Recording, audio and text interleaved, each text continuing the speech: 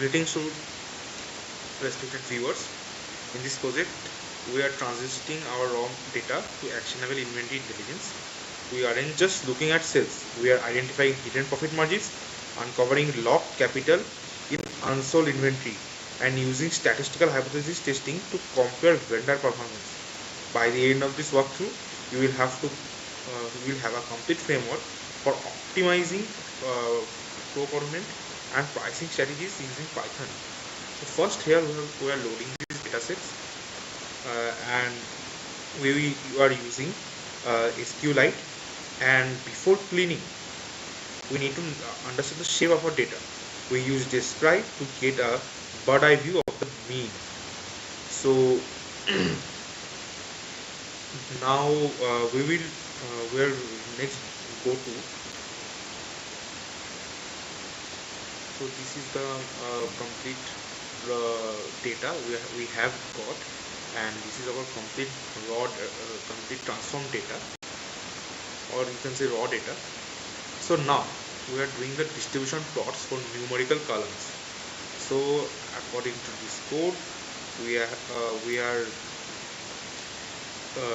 filtering out our records where gross profit margins or total sales quantities are 0 or negative.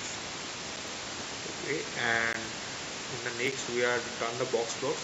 This box plot graph is mainly used to see the outliers, the probable outliers which are there in these cases. So from here we can see the summary statistics insights. Gross profit minimum value is minus 52,078, indicating losses. Some products or transaction may be selling at a loss due to high cost or selling at discounts lower than the purchasing price. Then outliers indicated by high standard deviation, that are purchase and actual price. The maximum value are significantly higher than the mean, indicating potential premium products. Freight cost have huge variation from 0.09 to 257,032.07, suggests a logistic inefficiency or bulk shipments. Now we are filtering the data by removing those inconsistency, and this is the df shape, which relates the shape of that table or the table which we are getting after this inconsistencies. So now this is the distribution plots of numerical column again. So after removing those outliers, so this is the new graphs which you can see. Now we are counter plotting. So we are seeing the top 10 I guess yes, top 10 categories of vendors and their descriptions of the product they are actually sending. So now after this we can see the correlation heat map, where we have generated count plots for the top 10 vendors and brands to see who is moving the most volume. But volume isn't everything. We create a create this correlation heat map to see how the matrices like total purchase dollars relate to the gross profit. So from this correlation insight, we can see purchase price has weak correlations with total sales dollars and gross profit, suggesting that the price variation do not significantly impact sales revenue. Negative correlation between profit margin and total sale price suggests that as sales price increases, margin decreases, possibly due to competitive pricing pressures.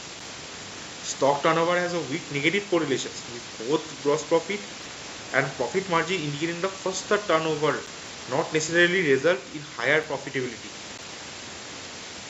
Now this is the data analysis, where we have identifying the brands which needs promotional or pricing adjustment. So here we are fitting the descriptions, and we are setting a limit for the bottom 15% and the top 15% by using the quantile function. Now after this we can see a map where these red dots actually are those target which needs that pricing adjustments. Then This is which vendors and brands demonstrate the highest sales price. So this is the code, and these are the top vendors and the brands according to this data on the codes. So now we are going to talking of top vendors and top brands by sales. So here we can see top vendors such as Diageo North America, uh, Pernod Richards, Jim Beam's brand company, and brands such as Jack Daniels, Tito's Handmade, Grey Goose, etc. So now, which vendors contribute the most to the total purchase dollars? Means actually, we have done here that Petro chart and donut chart. Where we calculate the cumulative contribution of our top vendors using a dual axis chart. We plot bars for individual contributions and a line for the cumulative percentage. We follow this with a donut chart showing with a handful of top vendors often control the vast majority of our spend. So after this we can see how much the total procurement is dependent on the top vendors, and this is that donut chart I was talking about before.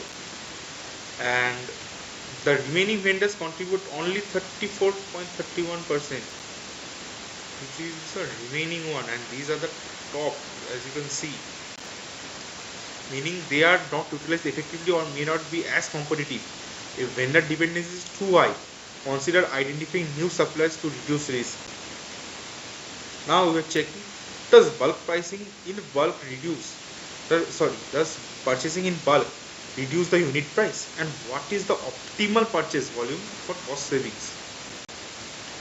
So this is the code where we have used the formula unit purchase is equal to total purchase dollars by total purchase quantity, and the order size is equal to total purchase quantity, where we have labeled it with small, medium, large.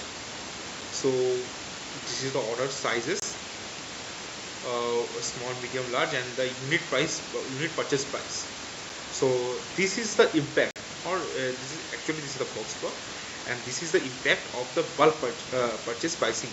So here is the small one, medium one, large one. Vendors buying in bulk get the lowest unit price, meaning the higher margin if they can manage inventory efficiently. The price difference between small and large order is substantial. Thus, this suggests that a bulk purchasing strategy is successfully enough vendors to purchase it in large volumes, leading to higher overall sales despite lower per unit revenue. Now this is which vendors have low inventory stock, indicating excess stock and slow moving products. So this is the code.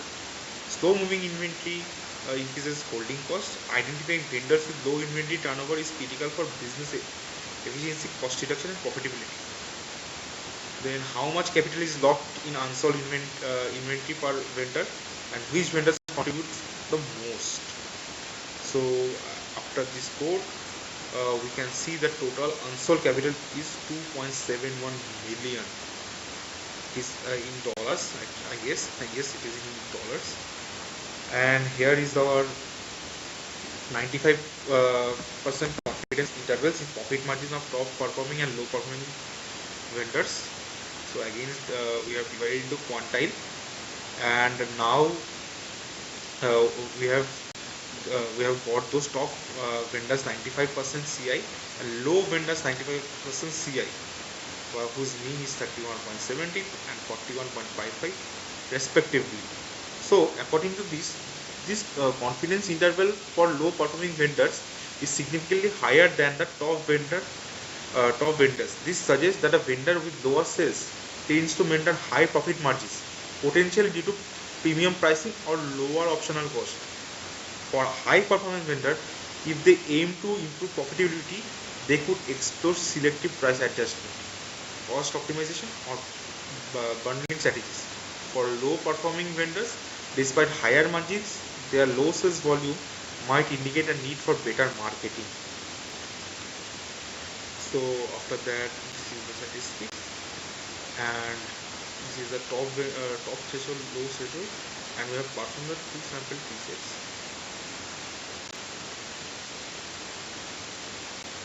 And now we have used the transcript to save CSV files into database with the file name as table name. This will it will load this whole thing to the raw data file. Thank you.